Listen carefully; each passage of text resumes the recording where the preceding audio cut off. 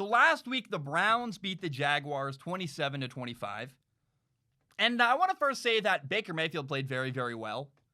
The last 3 games before the Jaguars game, Baker had 0 touchdowns and 0 interceptions. They were 2-1 in that 3-game stretch.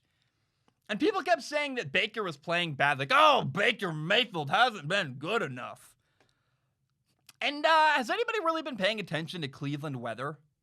Like, you realize the Browns played 3 home games in a row in November. And, like, it was historic. I've never seen worse weather, actually, in Cleveland. I mean, I'm sure there has been. I haven't paid attention long enough to Cleveland. There was, like, a day where they had a thing. I can't remember the word for it. There's some weird type of rain and sleet, snow mix thing that was, like, it was a mess. It's been horrible, windy, terrible weather, like, horrible conditions to throw the ball. And I think people forget the context. They just look at numbers and go, Baker's been bad. Well, look, you know me. I have no problem calling out Baker Mayfield when he's bad. And then, hey, I also try to be fair. I try to point out when he does stuff right. And recently, Baker's been playing pretty clean football, pretty solid football. And then against the Jaguars, he played very well. I think it deserves some credit. People love to hate on Baker Mayfield. I don't have a dog in the fight. I don't care one way or the other. I just call it like I see it. And he had one bad miss on the goal line against the Jaguars where Baker should have. He didn't really set his feet, had a guy wide open, missed an easy touchdown. Like, oh, that's pretty hard to forgive. But otherwise, other than that one throw, Baker had a really good game. He had a great touchdown pass, like a perfect ball location, back shoulder to Jarvis Landry. Had 2 touchdowns on the day. And so Baker's playing very well. By the way, the Browns are 8-3. Like, nobody's noticing, oh, the Browns are doing phenomenal. Like, very, very well. And, I mean, all 3 of their losses are to teams that are probably playoff teams. They lost to the Ravens, the Steelers, and the Raiders. Like, that's, if you're going to lose 3 games, it's pretty solid. I honestly, I mean, this matters what I'm about to say next. When you look at Cleveland this year, they've won pretty much every game they were supposed to win. And that does matter. Like, you have to win the gimmies, and they have. And Baker looks pretty good, better than... People aren't talking about how clean Baker's been playing recently. As the year has gone on, he's got better. He's got a brand new coach this year. Kevin Stefanski, the new coach of the Browns. I'm very impressed. He's another coach. I talked about Kyle Shanahan in the last episode. Kevin Stefanski's another guy that should be in the running for coach of the year. What he's done, fixing the Browns, basically, figuring out how to take all that talent they have and turn it into something positive. I just think the Browns are not getting the credit they deserve for how they're playing this year.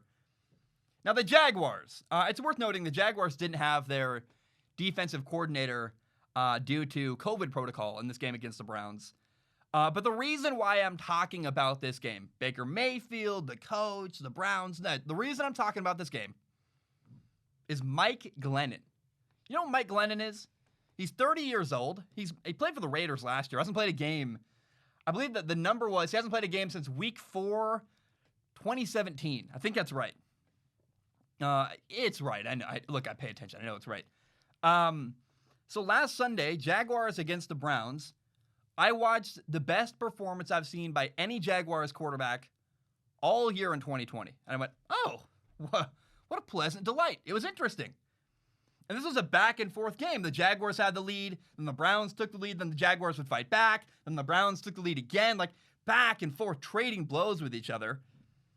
And the reason why the Jaguars were even in this game against a really good, they were 7-3, they're 8-3 now, the Cleveland Browns. The reason why the Jaguars were even competitive in this game, Mike Glennon. What? Mike Glennon? And people know I love Gardner Minshew. Gardner Minshew, the person, the human being. I went to college with him. I like Gardner a lot. Unfortunately, despite my fandom, I like the human being Gardner Minshew. As a quarterback, he's very, very physically limited. It holds him back, and it's disappointing to watch. And when Gardner got hurt, they played a rookie quarterback. Jake Luton played. And he had a big arm. I was like, wow, arm talent's there. But he made bad decisions far too often for me to go, wow, that's the future of the Jaguars. Now, on Sunday, what Mike Glennon did was he combined the positives of both Gardner Minshew and Jake Luton into one person. He's got a huge arm, but he also made great decisions. And I was just blown away. At 2 touchdowns, I think he was 20 for 35 passing, 200-something yards. James Robinson also had 128 yards rushing and a touchdown. And this was the best the Jaguars offense has looked all year. And I went, okay, that's noteworthy. And so the Jaguars have 5 games left. They play the Vikings, the Titans, Baltimore, the Chicago Bears, and the Indianapolis Colts. But I'm really curious, as the year comes to a close for Jacksonville, I want to know, how does Mike Glennon play? Like, he's 30 years old. He's probably not the franchise future, especially because the Jaguars are going to have a really high draft pick. They owe it to themselves to draft a really high quarterback, like a guy probably like Justin Fields from Ohio State. But if Mike Glennon does very, very well the rest of this year, the next 5 games, I think the Jaguars should sign him to a 1-year deal and say, hey, you're the mentor for whatever quarterback we're going to draft. Use him the way that Miami has used Ryan Fitzpatrick. Let Mike Glennon start day 1, 2021, if he does well, and let him help develop any young quarterback who comes into their team next year. Because, look, they need a veteran presence. He's 30 years old. He's been all over the league. At one point, he had a big contract with Chicago. And I just think, man, use Mike Glennon. If he turns out to be what I think he was after 1 game, I might be overreacting. We'll see how he plays. It's contingent on him doing well the rest of the year. But if he plays well, he might be a great guy to work as a mentor to help develop whatever young quarterback comes in next into Jacksonville. Now, the Jaguars are probably, I don't know, probably is the right word. They might fire their head coach, Doug Marrone. And it'd be easier to make an argument in favor of Doug Marrone if he was a defensive coach. He's actually not. It's kind of weird. He was like an offensive coordinator, then an offensive line coach, and he's actually, despite the fact they keep firing offensive coordinators, you'd be kind of surprised to find out, oh, Doug Marrone's actually not a defensive coach. He's actually not. It's kind of, I thought, for whatever reason, I always kind of assumed he was. I did the research. I'm like, oh, he's not a, how did I miss that? He's actually just kind of a weird offensive line guy. But you could make an argument, well, if you're going to bring in a new quarterback, we can just bring in a new offensive coach, but because a coordinator. But because Doug Marrone's not a defensive coach, I can't even make an argument really to keep him as much. It's harder to make an argument in favor of keeping him. But I do want to give Doug Marrone a lot of credit. I don't know. His role is ambiguous. I don't know what he would do on another team.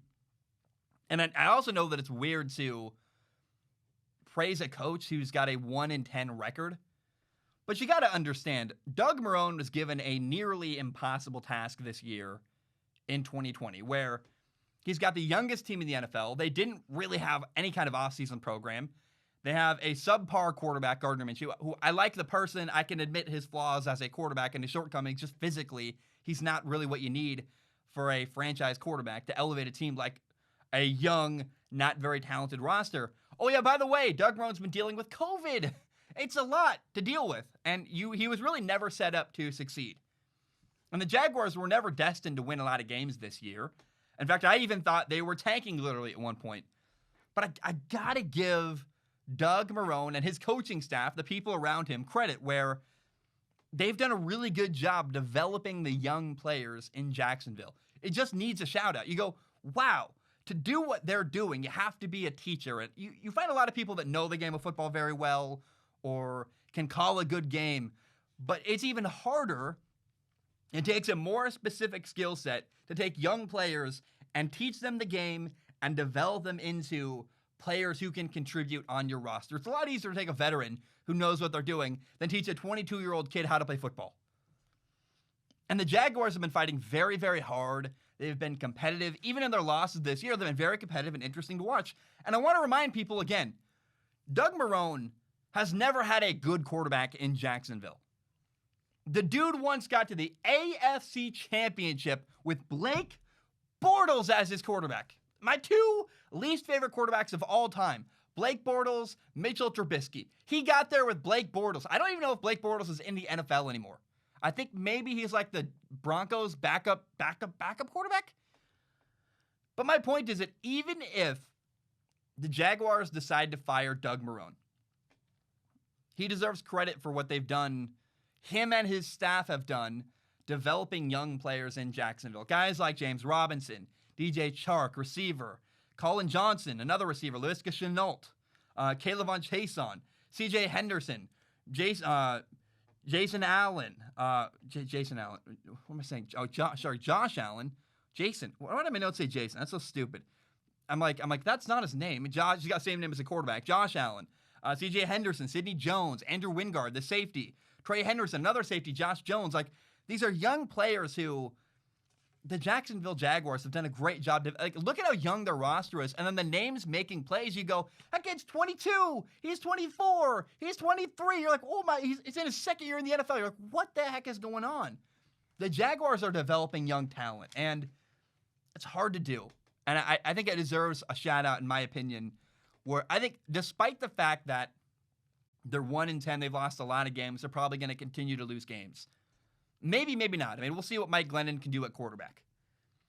But the Jaguars staff has done a lot more than people realize. And I just think that it's disappointing that they're not going to get recognized. They're probably all going to get fired. And it's like, man, like, they've done such a good job teaching the young players how to make plays and how to become impact players. And the progress the Jaguars have made from week 1, I guess they beat the Colts week 1, week 2, and on.